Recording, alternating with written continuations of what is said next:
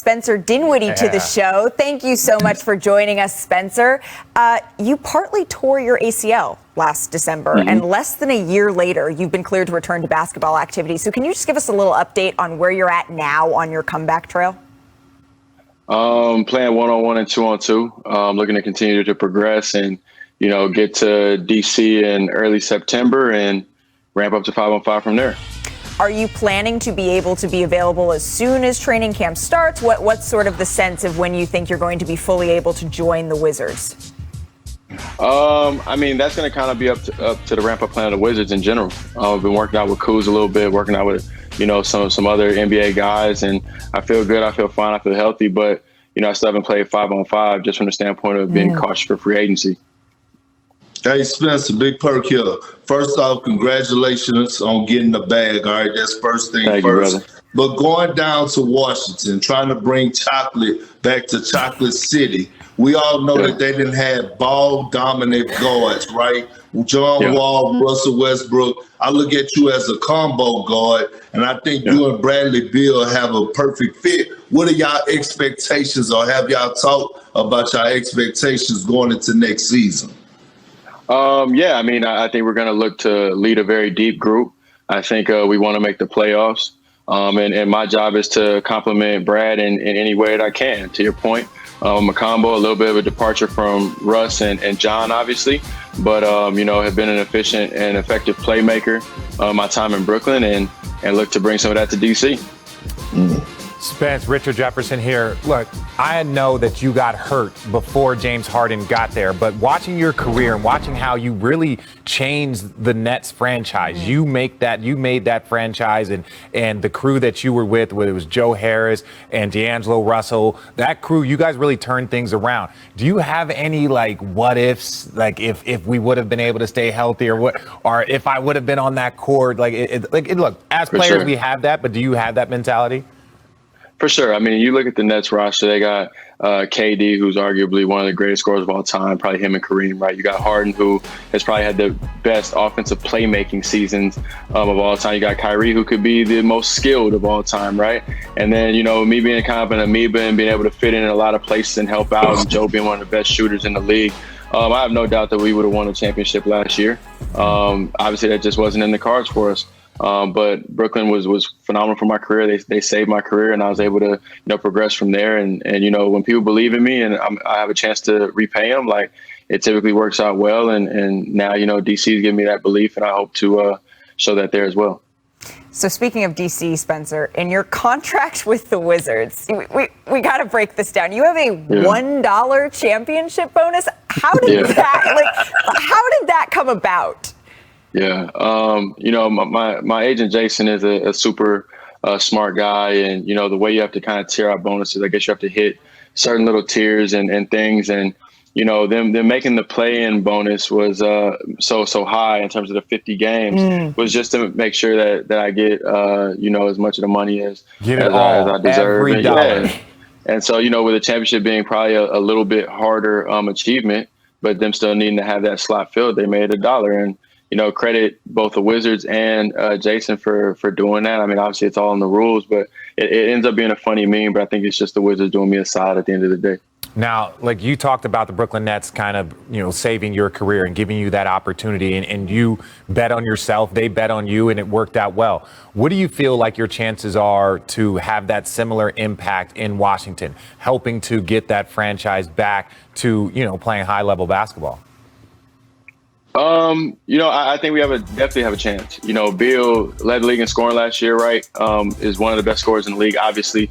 Is going to continue to do that. We have Gafford, young, big, runs, protects the rim, catch lobs. You got Rui and Kuz, two emerging young wings, right? Now you have depth with Trez and Pope and Aaron Holiday. And then obviously, if I come back in 19-20 form, and then I'm able to, spread the ball around as well as be an efficient scorer, whether, attacking the basket, getting to the line, et cetera, then we have a chance. Anytime you have Bill on your team, you're going to have a puncher's chance as long as everybody does their job and we can defend it at least a decent level.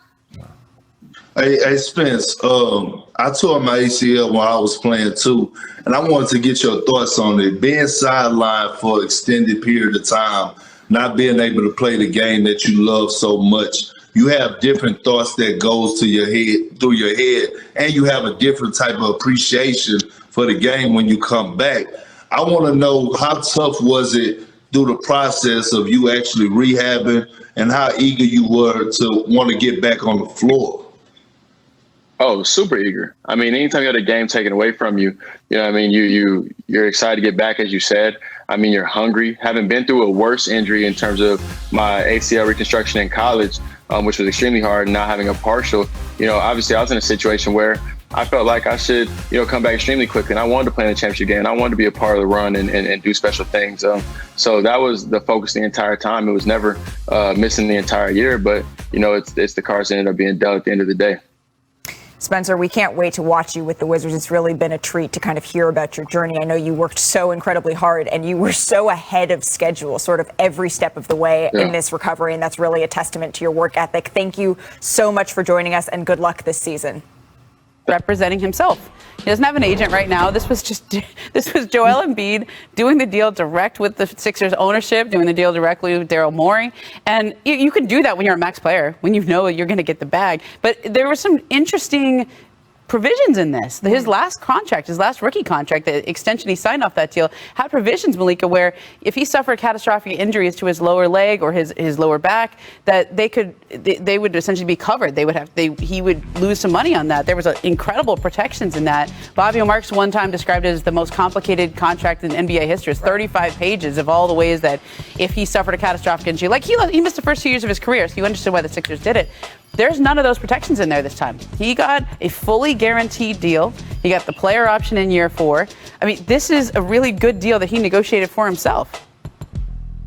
Well, I just think Joel is happy. I think he wants to be in Philly. Obviously, he signed the deal and committed to him, but this is a great thing for the Philadelphia 76ers. This means that they're moving in the right direction. Now, I know that they have to solve the problem with Ben Simmons, and I feel like a coming to Jesus meeting, if they don't find a home for him, could help that. But to me, this just shows that Joel is committed to the organization, that he's not trying to go nowhere, that he wants to win in Philly. He embraces the role. He embraces the challenge. And I think this is a great deal for both sides. Well, look, I agree. I think it's a great deal for both sides. But also, too, you wonder about if there was leverage, right? If there was leverage that could have been had.